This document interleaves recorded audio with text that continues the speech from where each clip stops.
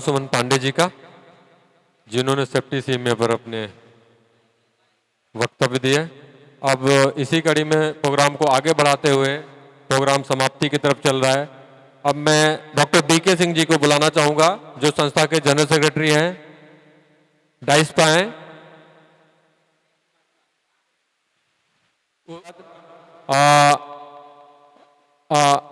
Doctor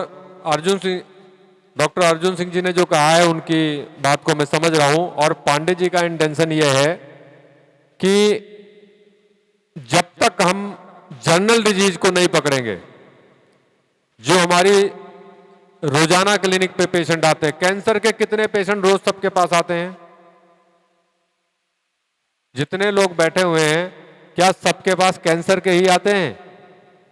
अगर सर्दी, खांसी, जुकाम, बुखार, इन सब चीजों के जितने भी डिजीज है जनरल, अगर उनको आप ज्यादा से ज्यादा फोकस करोगे तो जरूरी नहीं कि हर आदमी कैंसर स्पेशलिस्ट बन के ही घूमे।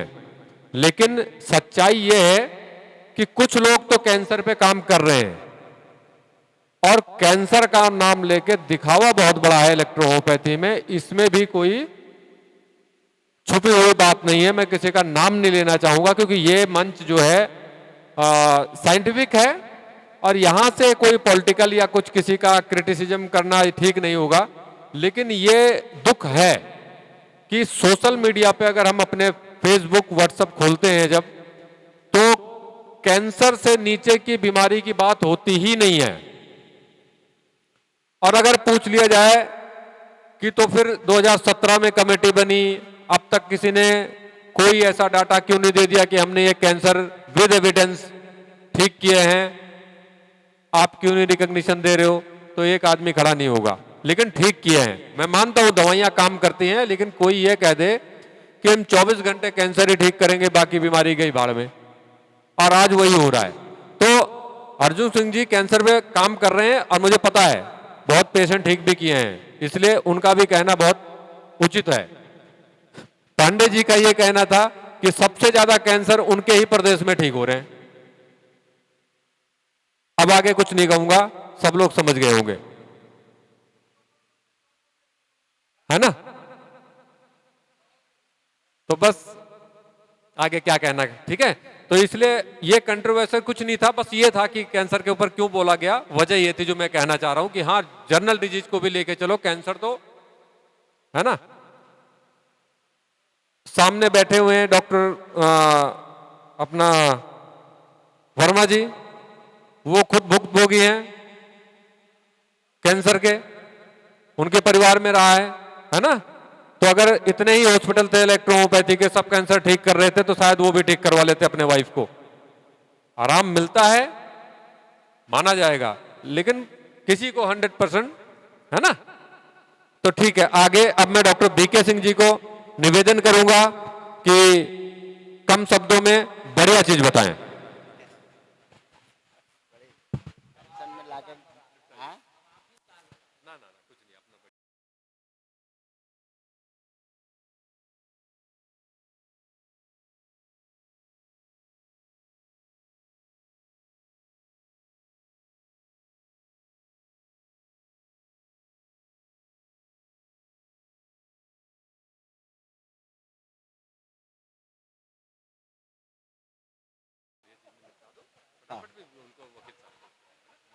ये चालू है।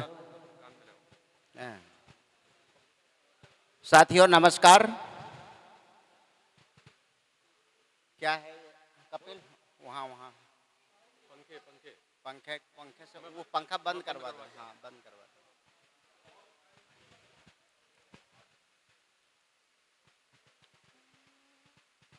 मंच पर विराजमान हमारे IHRSC के राष्ट्रीय अध्यक्ष एडवोकेट RN सिंह साहब, हम लोग तो डॉक्टर हैं और हम लोग एकत्रित होकर के अपनी साइंस पे बात करते हैं, लेकिन साहब तो एडवोकेट है। इनका बाल चला गया कोर्ट में बहस करते करते। आज हमारी सुरक्षा के लिए हमारे साथ खड़े हैं, पैथी के हित में खड़े हैं। इनके लिए एक जोरदार तालियों से इनका स्वागत किया जाए।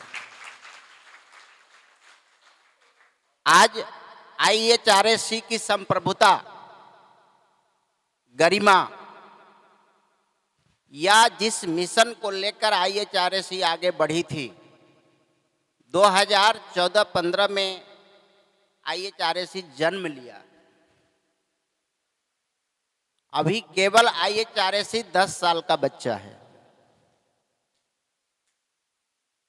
और उस 10 साल के बच्चे को सीनियर एडवोकेट का सहारा मिला है, उंगली पकड़ के चल रहा है।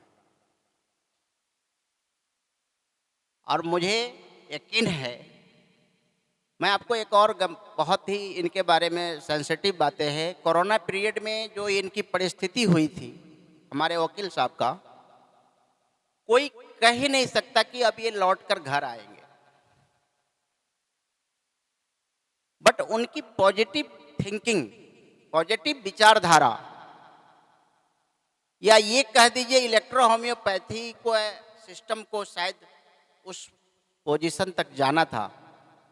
हमारे साथी कह चुके हैं 3 पीढ़ियों से हम जूझ रहे हैं। किस चीज के लिए?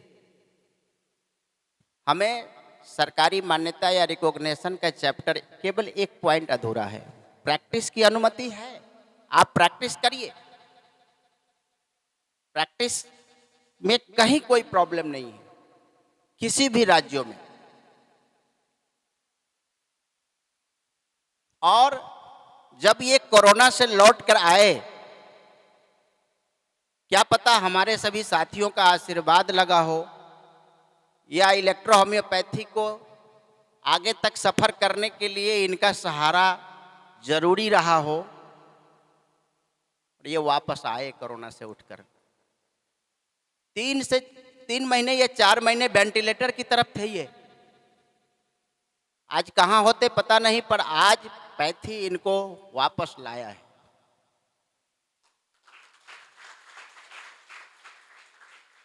और जब से ये आए हैं, मुझे नहीं पता है कि आप सभी लोग प्रैक्टिशनर हैं, इलेक्ट्रो होम्योपैथी के डॉक्टर हैं, क्या आप अपने बॉडी पर इस दवा का प्रयोग करते हैं? कितने % लोग करते हैं? अच्छा लगा ये देखकर, कम से कम यहाँ पर हमारे डॉक्टर्स लोग खुद पर भी करते हैं, क्योंकि जब तक आप खुद पर रिसर्च नहीं करेंगे दूसरों पर क्या करेंगे। हमारे एडवोकेट साहब के चैम्बर में जाइए, वहां पर सभी एडवोकेट के चैम्बर में क्या मिलेगा? बुक मिलेगा, कानूनी किताब मिलेगी। लेकिन इनके ऑफिस में एक कमरा इलेक्ट्रो होम्योपैथी मेडिसिन का है, जो वो निःशुल्क अपने क्लाइंट को भी देते हैं कि लो तुम खाओ, ठीक हो जाओगे। इनको पैसा से मतलब नहीं है। और मैं आपको एक बहुत बड़ी बात बता दूं कि मिनिमम 30 से 40 हजार की दवा हर मंथ ये बांटते हैं दूसरे को। आप लोगों से खरीदते हैं और एक गरीबों में कहिए या पेशेंट को कहिए या जरूरतमंद को कहिए, दे देते। मुझे कभी कभी आश्चर्य लगता है इस बात का, इनको क्या लेना देना था। लेकिन नहीं, कुदरत का करिश्मा कोई समझ नहीं पाता। इनको मोहब्बत है इलेक्ट्रो होम्योपैथी से, ये उसके बगैर रह ही नहीं सकते। नशा छा गया। मुझे अच्छा लगेगा कि जब भारत के दोनों सदनों में इस एक्ट को पास करने के लिए तो हम लोग तरस रहे, सरकार पर दबाव बनाने की बात आ रही है।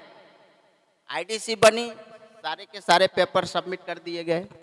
आईडीसी ने अपनी रिपोर्ट भी गवर्नमेंट को दे दी है। अब आगे क्या? क्योंकि जिस बैनर तले आप बैठे हैं उसका मेन मिशन है रिकॉग्निशन। आप लोग चाहते हैं ना कि रिकॉग्नाइज हो जाए।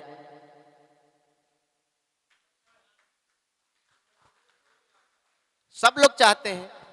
और कहीं ना कहीं सेमिनार में आए हुए सभी डॉक्टर्स, चिकित्सक के दिल में यही प्रश्न रहता है, कुछ तो सुराग जलेगा, कुछ तो चिराग से स्माइल आएगी।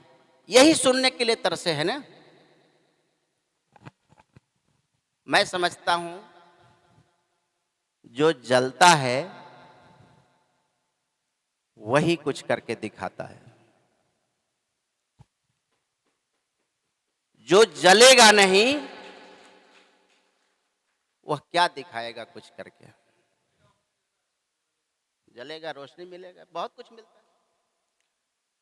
आज मुझे बड़ा गर्व मैं फील करता हूं, हमारे मंच पर हमारे बीच जब बैठते हैं, मैं एक ही बात सोचता हूं, पैथी का कमाल देखिए, कैसे कैसे लोगों को खींच कर लाकर अपने प्रांगण में बैठा लेता है।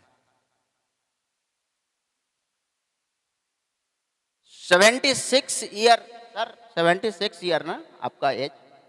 67, सॉरी 67 ईयर्स के हो चुके हैं। मैं उनके साथ नहीं चल सकता। अगर वॉकिंग करना हो, कहीं चलना हो, कोर्ट में इनकी रफ्तार देखिए कैसे दौड़ते हैं, हाई कोर्ट, सुप्रीम कोर्ट, सभी जगह। लेकिन सर मैं अपने तरफ से बोलूं या ना बोलूं, आज इस हॉल में बैठे सभी चिकित्सक के तरफ से एक ही आवाज में, एक ही सुर में यह कहना चाहते हैं कि सर आप इस आवाज को सुप्रीम कोर्ट से भारत के दोनों सदनों की ओर आवाज पहुंचा दीजिए। ये मंच चाहती है, ये लोग चाहते हैं। मैंने आपका आवाज उन तक पहुंचा दिया है, क्योंकि मैं तो नहीं जा सकता ना सुप्रीम कोर्ट, मैं तो बहस नहीं कर सकता, मुझे तो केवल बैठने के लिए भी आदेश नहीं है, एक गेट पास लेना होता है। अब हम लोग थोड़ा आगे बढ़ते हैं। तर्क वितर्क बहुत हुई है। हमारे इस मंच पर बैठे हमारे उपाध्यक्ष रामसुमन पांडे जी, अर्जुन सिंह जी, सोनी जी, जितने सारे लोग हमारे मंच पर मंच की शोभा बढ़ा रहे हैं, इन सब के दिल में एक ही दीप जलती है, वह है आखिर इस सिस्टम का कब जाकर के अंत होगा, कब जाकर के ये सरकारी पैजामा पहनेगा। प्रैक्टिस की दिक्कत नहीं है। और दूसरी बात ये भी बता दूं, इस सिस्टम का 3 श्रृंखला है। पहला इंस्टीट्यूट, दूसरी मेडिसिन और तीसरी डॉक्टर्स का अपना बिहेव स्टेटस, जो भी कहिए। तो 3 बिहेव में एक है इंस्टीट्यूट। जो भी लोग इंस्टीट्यूट चला रहे हैं या चलाने वाले हैं या चला चुके हैं, अभी तक यही पाया गया कि इंस्टीट्यूट चलाने के जो रूल्स एंड रेगुलेशन गवर्नमेंट ने अन्य सिस्टम में ला रखा है, उस हिसाब से इस सिस्टम में अभी तक कोई इंस्टीट्यूट नहीं है। यह कड़वी सच्चाई है। दूसरी बात मेडिसिन की आती है। आप सभी लोग जितने पेशेंट देखते हैं, क्या उन सबका रिकॉर्ड आप रखते हैं?